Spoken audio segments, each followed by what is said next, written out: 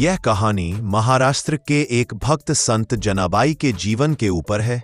संत जनाबाई की कहानी एकदम सच्ची, भावुक और धार्मिक भावना से ओतप्रोत है। इसमें उनकी भक्ति, संघर्ष और भगवान विठोबा से आत्मीय संबंध को सुंदरता से दर्शाया गया है। 13वीं शताब्दी में महाराष्ट्र में समाज में ऊंच नीच, जात पात और निर्धनता ने आम जनजीवन को कठिन बना दिया था। ऐसे ही कठिन समय में जन्म हुआ एक छोटी बालिका जनाबाई का।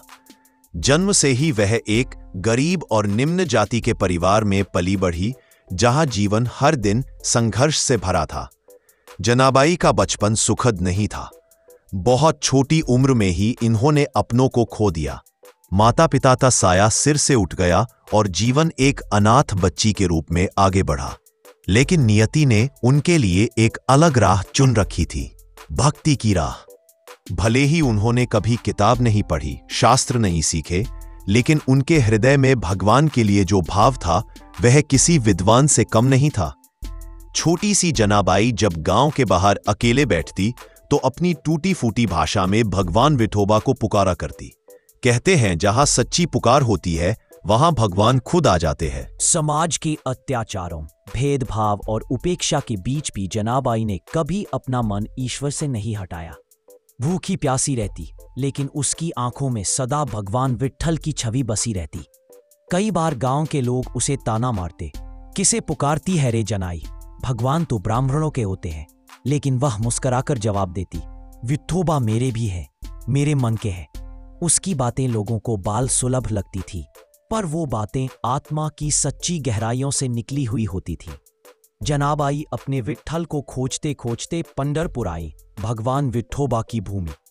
वहां संत नामदेव जी के घर में एक दासी बनकर रहने लगी। लेकिन वह केवल शरीर से दासी थी, आत्मा से तो वो भगवान विट्ठल की सखी थी।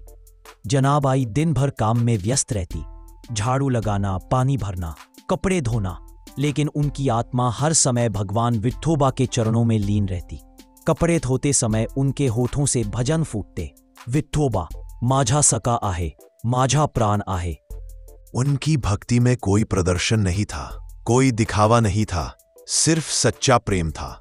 उन्होंने कभी संस्कृत नहीं पढ़ी, लेकिन उनके अभंग भक्ति गीत इतने गहरे थे कि आज भी लोगों के दिलों को छू जाते हैं। एक दिन जनाबाई बहुत बीमार थी, वह उठ नहीं सकी। अगली सुबह संत नामदेव ने देखा, आंगन साफ सुथरा था। वो चौंक गए, किसने काम किया, और सोच में पड़ गए। उन्होंने अगली रात छिपकर देखा, और जो देखा उनके रोंगटे खड़े हो गए। स्वयं भगवान विठोबा झाड़ू लगा रहे थे। नामदेव रो पड़े, प्रभु ये आप क्या कर रहे हैं? भगवान बोले, ये मेरी जनाए है, उसका प्रेम मुझे बांध देता है। सेवा मैं करूं तो क्या हुआ? और फिर हमेशा भगवान ऐसे आते, जनाबाई से बातें करते, उनके हाथों से बनी खिचड़ी आदि पकवान खाया करते और उनकी कामों में हाथ बटाते। तो ऐसे थी जनाबाई, जिनके भक्ति के प्रेम में भगवान स्वयं आ जाते थे।